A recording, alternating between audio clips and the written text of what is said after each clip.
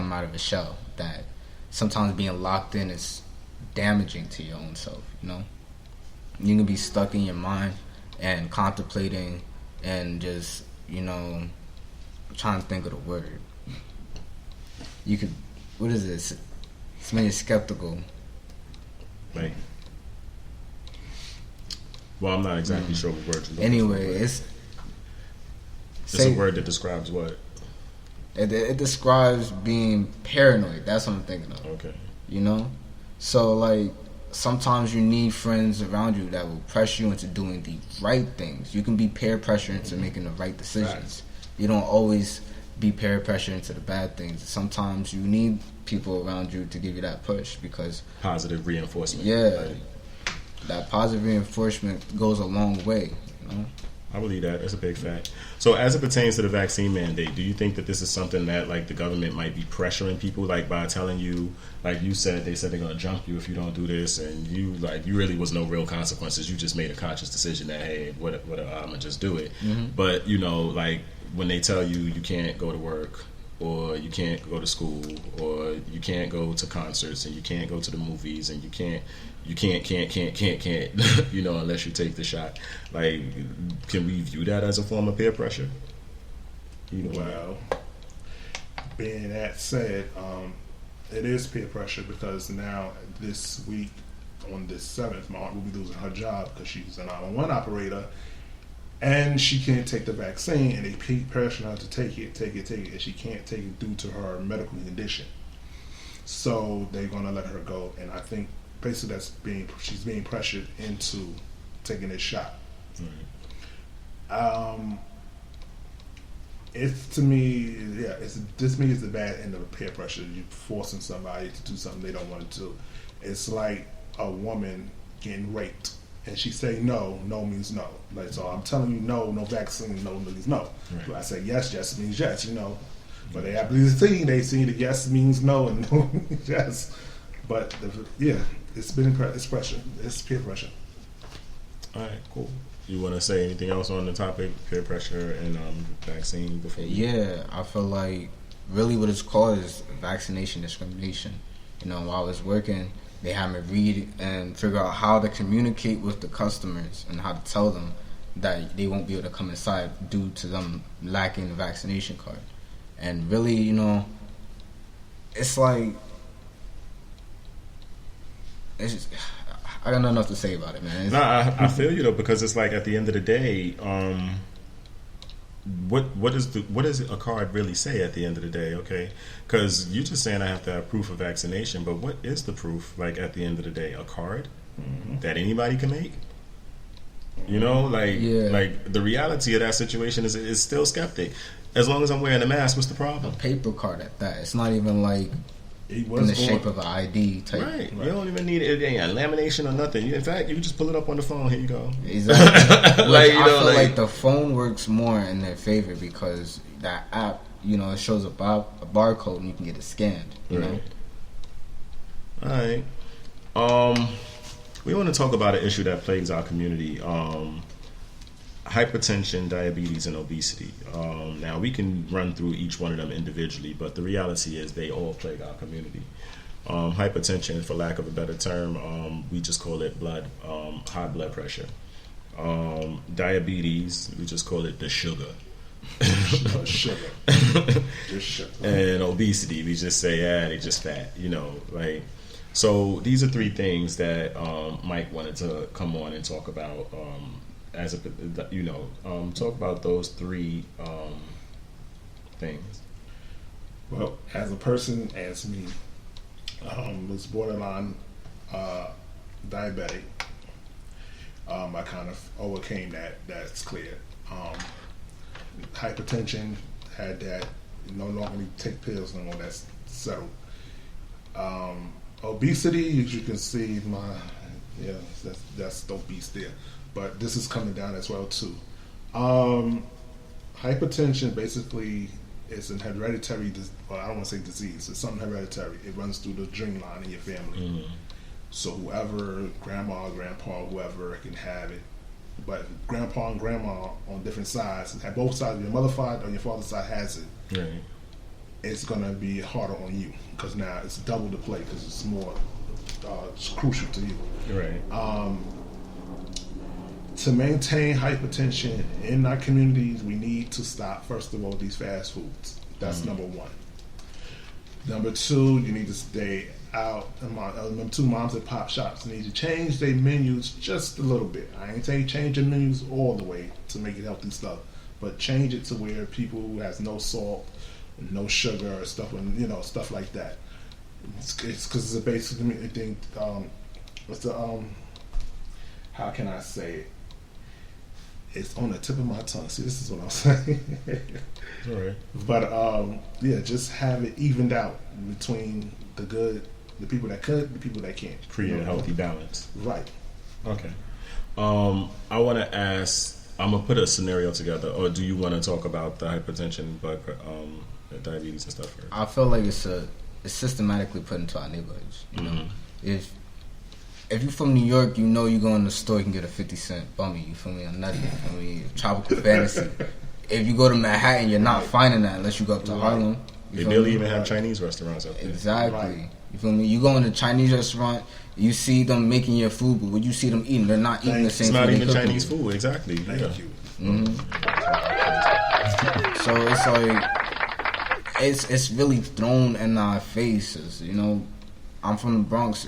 Right near my crib, there's a KFC, a White Castle, Domino's, Pizza Hut, all in the same spot. Yeah. 2 liquor stores right I across the would street from keep each on other. commercial, So that's so the scenario I was going to put together is this though, because you mentioned something earlier about you being peer pressured into being the lookout guy. They didn't say that you had to be actively involved, but at least stand watch.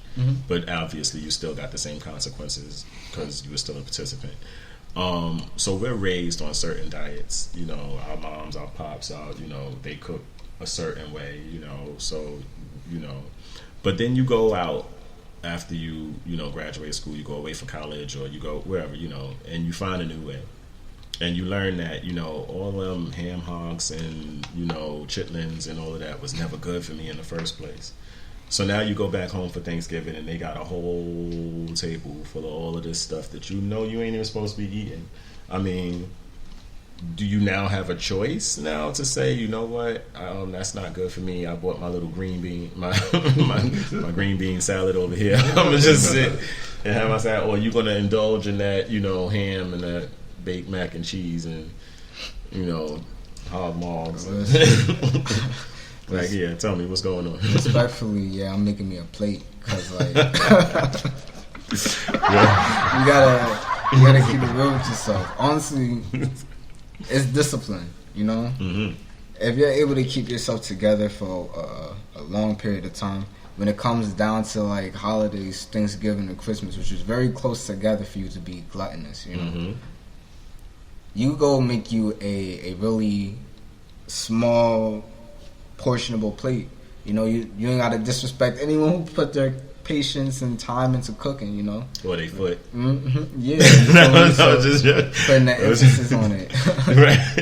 I had to just do. But yeah, like I know that people work really hard. Like I know my family, we started cooking the night before, and we still cooking all day. It took us like 7 o'clock at night to finish. That's a fact. So I'm going to eat everything they make, and then afterwards I'm going to go on my diet, work 10 times harder. Right. Well, see, then that's part of the discipline, like you said, like because you already know you made a conscious decision that I'm going in for the kill. But when I'm done, I know I got to get back to, I had a situation once where I was on a very good diet and it was actually working very, very well for me. Like I could literally see the difference in my bowel movements based on the stuff that I was eating. And then I went into Wendy's one day and I was supposed to just get a salad. And I said, well, how am I going to Wendy's and not have a burger? And, all I can say is that's all she wrote. I ain't been off the beef since. But sorry, but I know next time when I'm in a groove like that, because I was good 45 days in, no meat. Like I was doing good. I don't know. I had one burger and everything was just switched. Like Peer pressure's the mug. I mean, I guess that's probably what it was, a little bit of pressure, because that's the thing too, like and that's why I brought it up, because it's like that scenario, because it's like you go home and it's like you miss home. You want to be a part of what everybody else is doing. This is like, it's like if you live there is one thing, you know what I mean, and it's in your face every day. It's nothing to say no thank you once or twice for a meal. But when you away for the whole year and this is the one time you come, you want to be merry, you want to eat, you want to drink, you want to partake. Right? Now, with that being said, okay, the small plate portions is good, but when people don't know how to days, I cook. I burn my titties every year for Thanksgiving. I cook for 2 houses, so my house, my mother's house, so it's a lot on me. So I know at my mother's house, I know what stuff they can't have on their food, and and what they could have and what they cannot have. Right. Same thing with me. I tend not to. You can call me white, whatever you want to do, because guess what? When people don't understand when you're cooking, you don't have to add seasoning at all. Right. People can add their own. See, that's the key word. So you don't have to put salt in everything. Right. If somebody say, "Oh, it's not enough salt," hand them the salt shaker. Here you go. But just don't hand them any type of salt. Give them the pink Hellsman salt. That's the number one best salt. I learned people know the difference in their salts. Yeah. To be honest, some people who really salt people. But you're right. You don't have to really cook with seasoning. In fact, you can use seasonings are made from herbs and spices anyway, so you can just get the natural herbs and the natural spices to put the taste in the food. You don't have to get the adobo and the sazon and the You can use fruits to season your food. A lot of people don't know that. You can use anything to season food without using the harsh chemical stuff. Stay away from the sazon, and before it wasn't even sazon. Back in the days when I came up, if you wanted some good old fried crispy chicken, we only had salt and pepper and that brown paper bag with flour in it. That's all we used. Right. That's it. That's all in the Black Hills. Now when they came up with the extra stuff, the garlic powder and all that other stuff that you don't need, people started adding into the food, and then this is what the problem kicks in at. Notice Big Mama them back in the day down south did not have that problem, even though they was frying that chicken like that. Right. But on the other hand, you come home for Thanksgiving, you do not have to be a glutton to kill yourself. Right. And what you got to say about it? What's the question? Well, basically, back to the pressure of, you kind of started with the answer, but it's like, now you're home, and you said, you did kind of answer already, because you said that you'll partake, but then you just know mentally, I got to get back into the zone of things. Okay, cool. So what we're going to do is we're just going to take a quick break right now, and we're going to come back. And when we come back, we're going to talk about... we're going to start off with like the old generation versus the new generation and some of these things, because I know that has a lot to do, like even as it pertains to diet, exercise, and all of that stuff. Like there's a lot of different ways that we have. So like the new generation seems to have this whole new culture of their own. And I'm really interested to hear this because, we got Mike here, who's how old again? Oh, 14 backwards, 41. And then we got Sean here, who's how old again? 19. All right, so this is going to be a very interesting conversation to hear, like, the perspectives of certain things when we got new school, old generation, new generation, old culture, new culture. All right, so y'all stay tuned. We'll be right back. Thanks, y'all, for tuning in. All right.